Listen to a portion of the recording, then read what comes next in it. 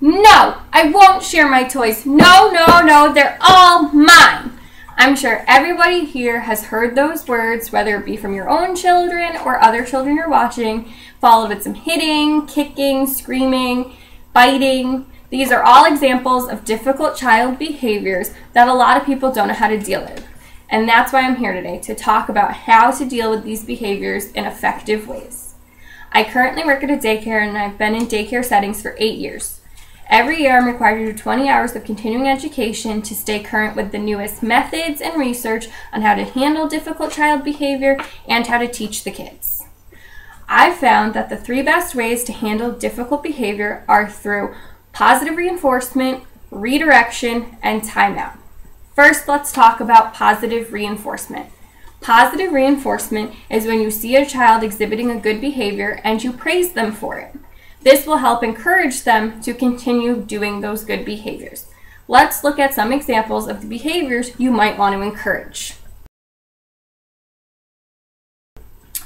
According to the American Academy of Pediatrics, the best way to use positive reinforcement is to reward the behavior as soon as you see it by praise, affection, a smile, or eye contact. It's important that you do it right when you see it so that the child associates the good behavior with the praise you're giving them. It's also important not to use objects to reward the kids like candy, money, or toys, because then they only show those good behaviors when they're getting these things, and when you stop giving them toys, they stop exhibiting the good behaviors. Enforcing good behavior is a great technique, but it's also good if you use it with other techniques like redirection. Redirection is great for kids who lack the social skills to communicate their feelings and share with their friends. Ava Essa states in her book, A Practical Guide to Solving Preschool Behavior Problems, that the best way to use redirection is when you take a child and give them a different activity or toy that will keep their attention from stealing a toy or disrupting the activity other children are doing. Let's look at an example of when to use redirection. This is a great example because it's important, instead of saying don't do something, to give them a positive thing, just like positive reinforcement.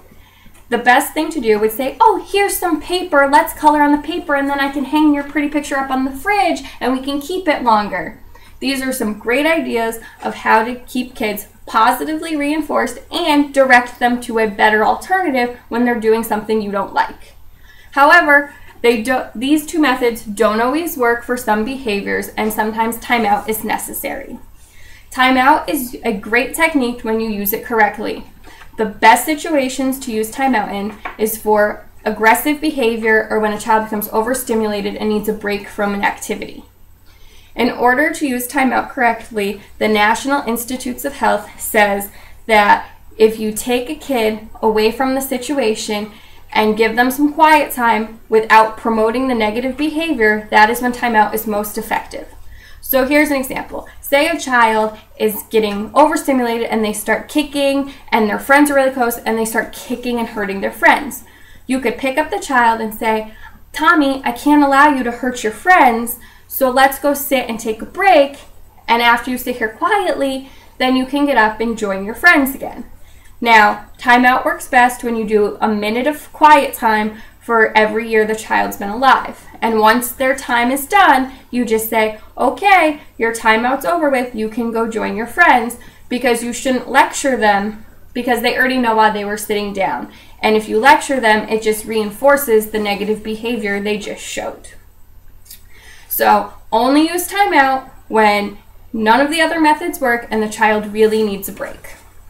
To sum it up, it's important to use the correct behavior management technique for the situation that you're in. Not all situations warrant timeout, just like redirection and positive reinforcement don't work for everything either. I'm hoping that after listening to these examples that you see how well these techniques, positive reinforcement, redirection, and timeout, work to promote good behaviors. Also, I hope that you can use these the next time you are in one of those difficult situations where Kids just aren't listening, and I hope these give you the techniques to keep your cool and to help the children behave and learn the best good behaviors they can.